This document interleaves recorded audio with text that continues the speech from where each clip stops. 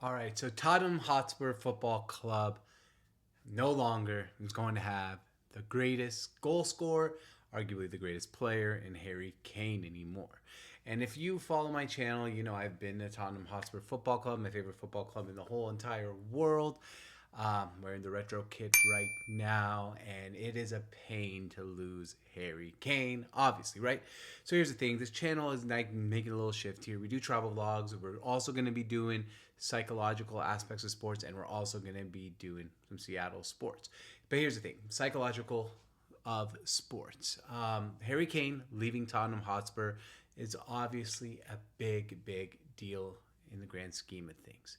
And Harry Kane, whether you think he's trophyless Kane, overrated, whatever you might think of him, he is the greatest goal scorer in Tottenham Hotspur history. And he's put Tottenham Hotspur on the global stage in the global map through FIFA and through the Champions League final run when they got to all the way to the finals in 2019 and the Amazon Prime documentary. We know the impact that Harry Kane has had all over Tottenham Hotspur Football Club to impact the whole entire world. Now, you might say that sounds crazy. He's not bigger than the club, and obviously he's not. We'll get to that in a second. But if you even go to ESPN.com now, and I'm in the United States, so I'm talking about the global impact from going to England all the way to the United States. Harry Kane's everywhere. Harry Kane is literally everywhere. He was on Hot Ones. He was on Good Morning America. He talks about being one day being an NFL kicker. Click on the ESPN. There's like 8 clubs, which is the big 6 in England, including Tottenham Hotspur. Then you got Barcelona, Real Madrid. So it's basically saying we're a top 8 club in all of Europe. So what is the psychological and emotional impact of Harry Kane leaving Tottenham Hotspur? Well, first and foremost, Tottenham no longer is about Harry Kane. It's not Harry Kane's club. It becomes back into a club. Now I know it sucks. Like, look, I'm always been, as you see here, front of a jersey guy, nothing on the back of a jersey. Any jersey I get, any single team, sport, whatever, I always focus on the front of a jersey, not the back of a jersey, because I know players come and go. Not every single fan is like this, though, however. So you got to keep in mind, fan is short for fanatics. A lot of people are going to be more bummed out. This means kids are going to have to like learn that Harry Kane is not Tottenham Hotspur. And I would say the cultural impact and the psychological impact is absolute and utter anger. So why do I say that? It seems like fans of Tottenham Hotspur are angry at one person or a group of people, and that's Daniel Levy and Ennick. These people have ran the club into the ground, as a lot of fans say, despite the fact that it went from a club that was, North London.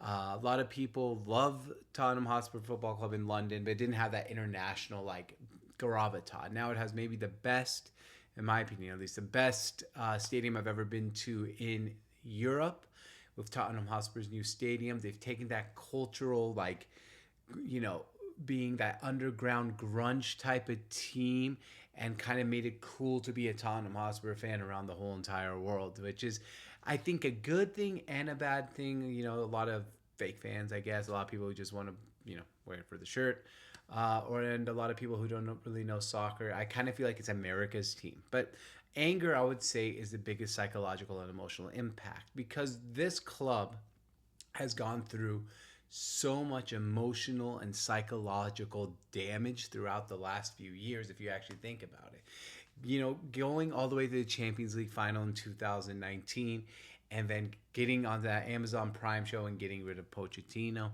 I probably pronounced that wrong. I'm sorry. Horrible pronunciation guy. Then they bring in Mourinho, who's a serial winner. He's won in every single club he's been to, has held the trophy in every club. You're thinking finally Harry Kane's son, that group of players back then, Dele Alli and all that, were going to finally lift the trophy. The opposite, they bombed under Mourinho. Then they get rid of Mourinho. They bring in Spirito Nuno for like a short period of time. He bombs. They bring in Conte, another serial winner. And the football was freaking boring. We were bored to death with the counterattacks. When this club is to dare is to do, you want to be attacking football. Now, okay, so here's the thing. So that's where the anger is. So then you finally get this manager in Ainge, right? And he looks like he's an attacking manager. Harry Kane scored 30 goals on this freaking club last year. And now you get rid of Harry Kane. And you're going to have this attacking guy. Harry Kane could have scored 40 goals with this with this manager. So the anger is there. The anger is there to you want to sell the club. The anger is going to be there if they lose a game. The anger is going to be there. It's going to be directed at a result at the board and the players, because I think finally, no matter what happens, and we're talking about psychological side of sports as part of like that psychological, emotional type of series here. I think in general, the players of this, the fans of this club are not going to be looking at the players anymore and say, hey, you messed up. They're going to be looking at that board and the owner and the chairman and Daniel Levy and say, you messed up. So overall, what is the impact of Harry Kane leaving Tottenham Hotspur? Plain and simple to me, it's pure, utter anger. All right.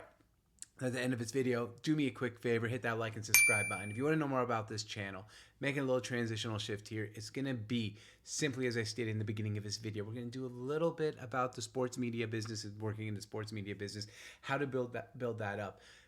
Travel vlogs, I mean bars, or home. Or away, whatever. We're going to be doing Seattle sports. I'm a Seattle sports fan, and we're going to be doing emotional and psychological side of sports, which means rivalries, impacts, what this meant, numbers, things like that. So I hope you enjoy it. Like and subscribe, and we'll see you guys next time.